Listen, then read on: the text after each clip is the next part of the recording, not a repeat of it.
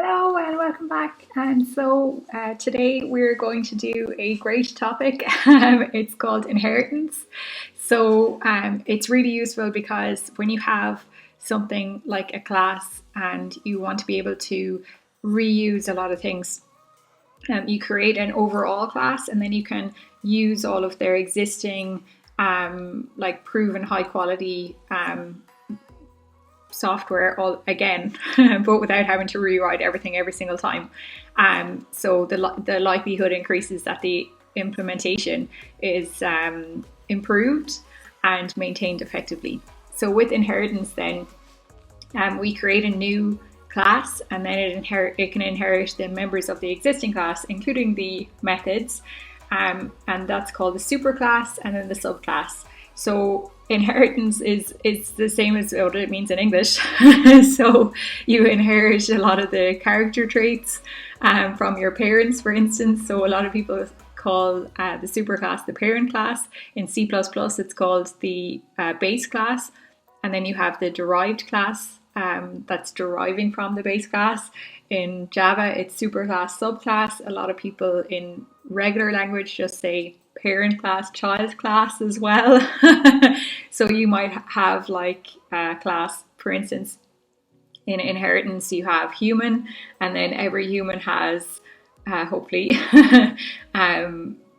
specific things like fingers, toes, everything like that, and then it inherits its own field. But you can also add your own fields and methods, and this is called specialization. So with, let's say, every human has eyes, but you can have blue eyes or brown eyes or different color eyes, and that will be a specialization based on that. You can also think of it like a car. So let's say you have vehicles, a whole superclass is vehicle. So vehicles have wheels, have whatever, but when you come down to the subclass level, you can call it, let's say, car, or another subclass might be a bike or a truck, and then it would just adapt and specialize based on those vehicles. So a subclass then explicitly inherits from the superclass. And then every class within Java, since we've started programming, all inherit from Object, from the java.lang package. So every class directly or indirectly extends from that. And single inheritance then is only used within Java, so multiple inheritance can't happen. So every class directly or indirectly extends from class object, but it also has just one direct superclass. So we had a talk about composition in a previous video. I'll link it below. And that composition was basically the relationship was car has a steering wheel. So has a in English would be the relationship with composition. But with inheritance, the difference is that it's car is a vehicle. And that's the big difference. It has a and is a. And then we're also going to talk about protected. So I've spoken about the 3 P's for access modifiers since the very beginning. So we've got public, protected, and private. And protected is the intermediate level of access, but we'll have a look at the example now, and then we'll go through some of this. So basically that's inheritance.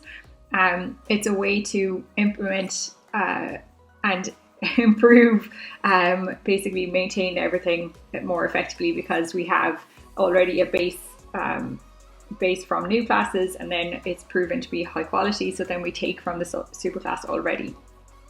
So let's have a look at the example. See you in a minute. So this is just an example of a inheritance example. So we have, I'm just going to run through the code with you first. So we have a collection of classes in a package.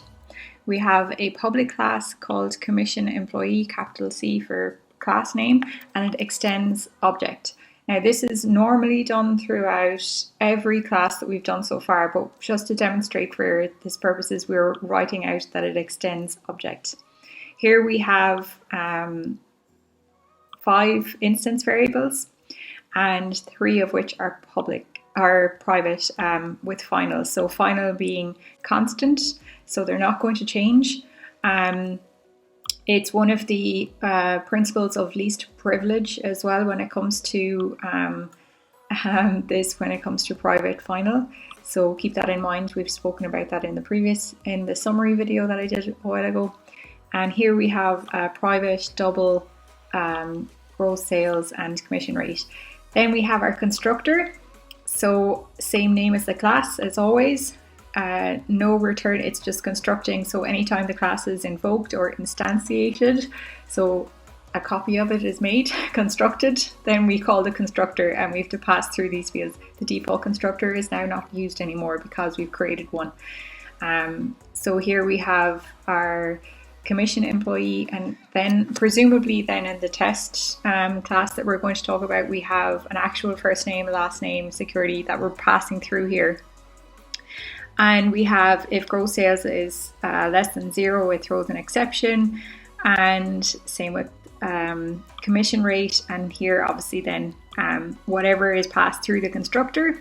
So let's say, for instance, when I say commission employee equals new commission employee, and then first name Ali, last name McNamara, and then my social security and my gross and everything. So everything that's constructed goes back in through here, and it says first name is assigning it to this, it's a reference to this specific class, and it calls it.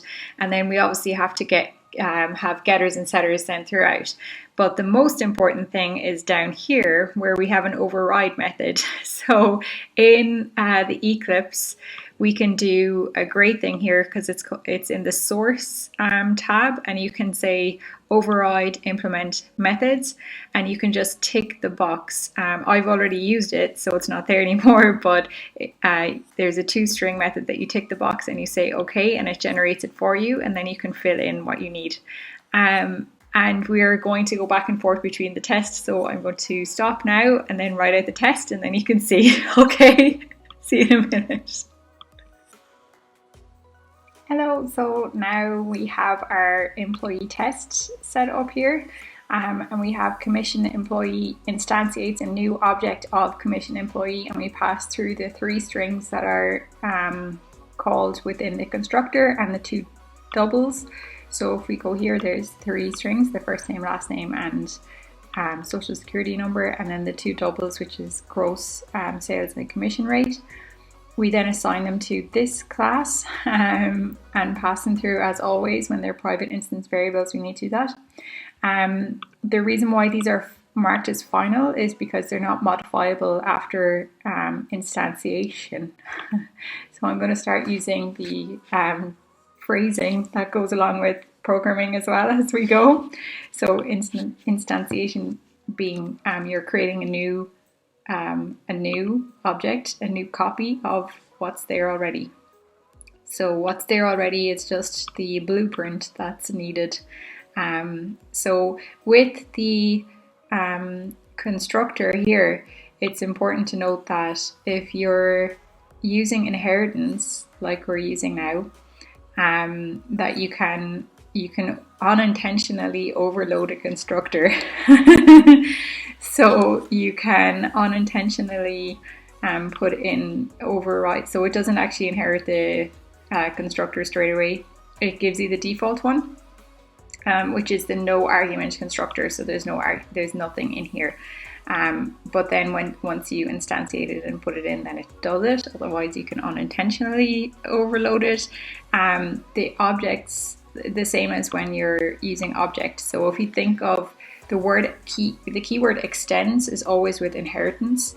And if you think of when I said family earlier and inheriting, and it's the same in English, then if you think that you're an extension of your family, so it always extends object. So the family java.lang.Object, commission employee extends that object. When we're using the @override down here, we can also unintentionally use something else. So this is toString, and if I was to put a lowercase s here, it would be a completely different method.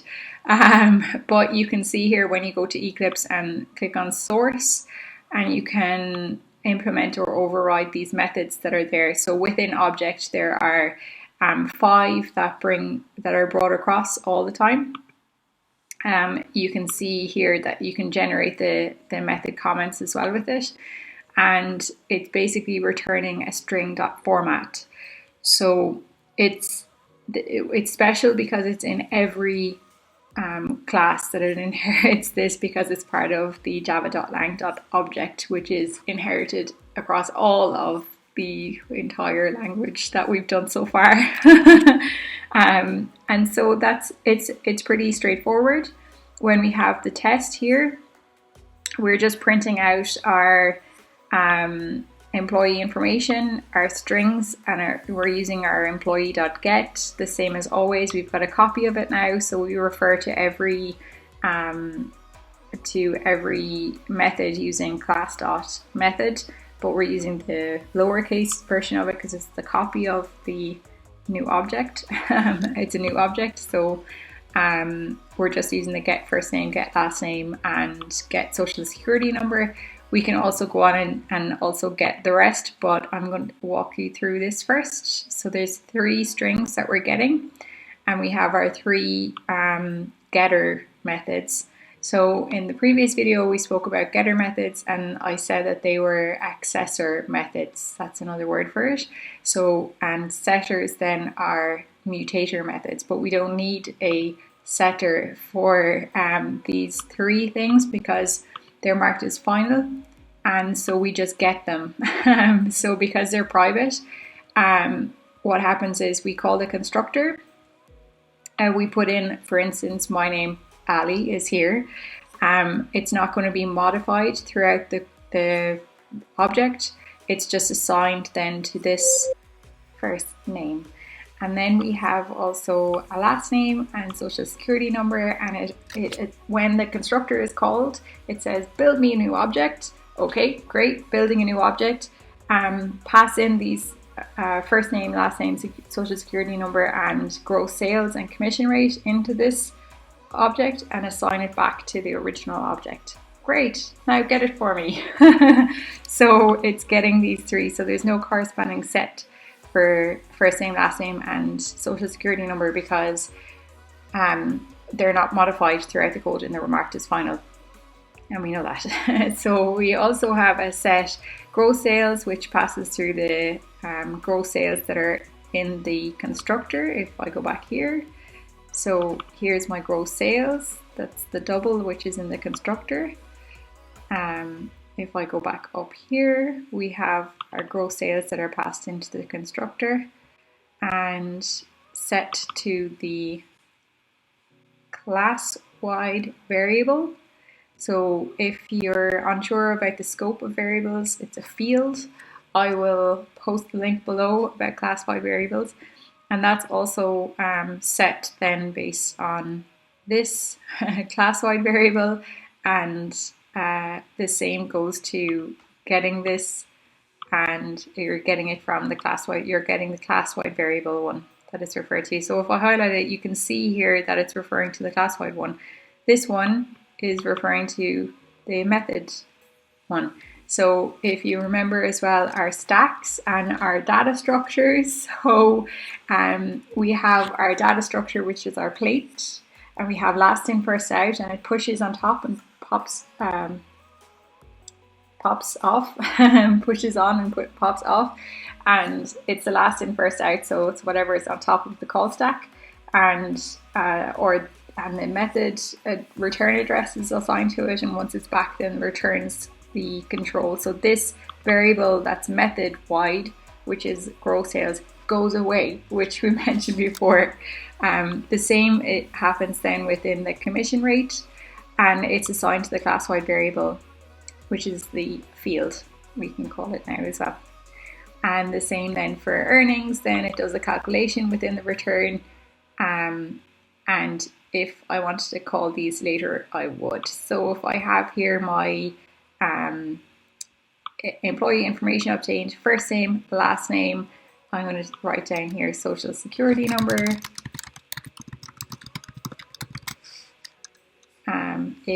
and then I'm going to copy this, and output, I'm going to have to change this to a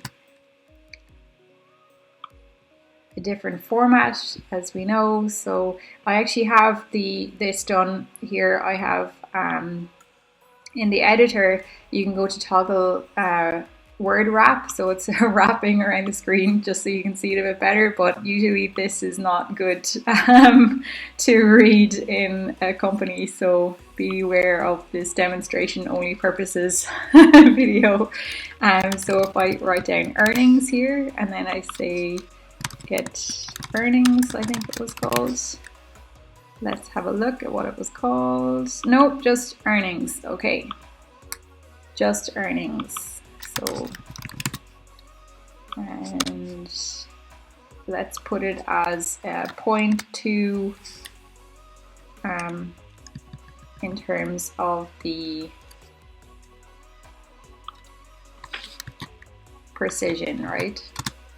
So, and we'll just move this across to here instead, and when I run it,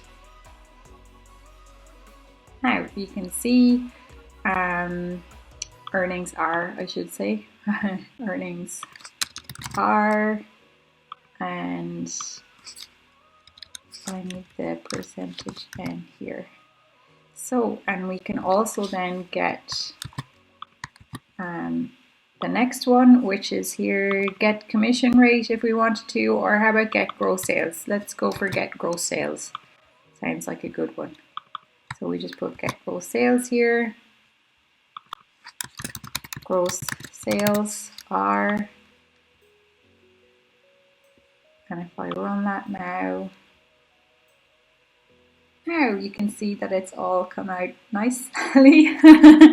So that's basically your entire part about inheritance. We're going to continue on that in the next video. So if you think of inheritance using the keyword extends, because you're inheriting you inherit from your family, you are an extension of your family. So if you think of it that always, then it works, because you'll start remembering words that are needed. We have a constructor here. It's not the object's default constructor does nothing. So if you're extending from object, but it doesn't do anything, you just get your superclass's default constructor unless you specify it. And then we have here our override. So when you make a superclass, the subclass then can just take these as overridden methods. Usually it's a really good idea to use source and then override, and they will come up on your screen. So everything within whatever you're extending. So if I was to make this a superclass, we'll get to that in the next video. So so that's it for this video, but I'm going to do another one soon. If you like the video, give it a thumbs up. If you want to see more, subscribe, and please provide feedback. There's comments that you can make as well. And thanks for watching.